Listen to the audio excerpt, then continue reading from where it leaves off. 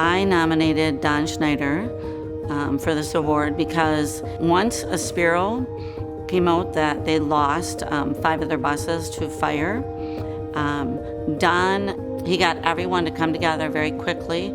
He rallied the troops and got everyone on board. So they did a very big media push and campaign to bring awareness to the fires and to help raise funds. In the news, they had the story of a Spiro's buses catching on fire, and it turned out that it was all 5 that were damaged or totaled, and that was their complete fleet.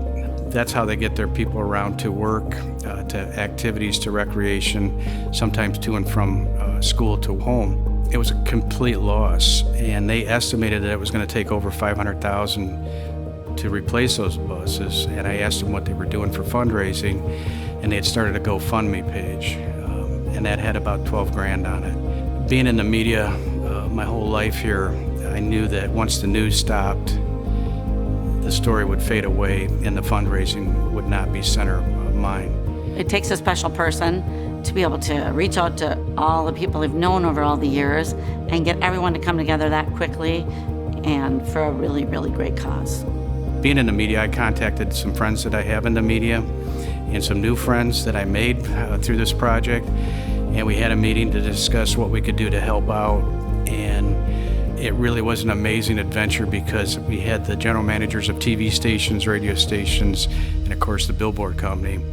And once we got together and told the story of what happened with the buses and what the needs were, the brainstorming started and everybody started working together. And these are competitors, you know, we all compete for that media dollar, and they all just work together. And within a week, we had an outstanding public service announcement on TV and radio. Our billboards were up and running. Their GoFundMe page more than doubled within that week because of the attention. And I believe that because of what everybody did in the media, some of the foundations really stepped up, and within 2 weeks we had more than enough money for the 5 buses, which was just crazy. We're always doing things as a group and individually in the community. Recently there was an Alzheimer's walk, so a bunch of people from our office signed up and did that. We recently helped out at the Spiro picnic. They had a big softball game and then a luncheon. So we took part and volunteered our time and went over there and helped with that whole event. So, and we also do garbage pickup in the community to help with a couple of highways. So we've volunteered at Paul's Pantry as well. So he's always looking for different things that we can do in the community to help out. Well, every day I'm learning of more needs that have to be addressed. We have a young man that works for us that has cystic fibrosis. I didn't know anything about it. We got involved last year doing in the walk and raising money. I asked all of our employees, what charities would you support or nonprofits would you support? And they all gave me a list. So once a month we go out and we support those, whether it's through digital advertising or through walks, raising money or awareness, or doing a food drive, whichever may be the need. So there's so much need in the community right now.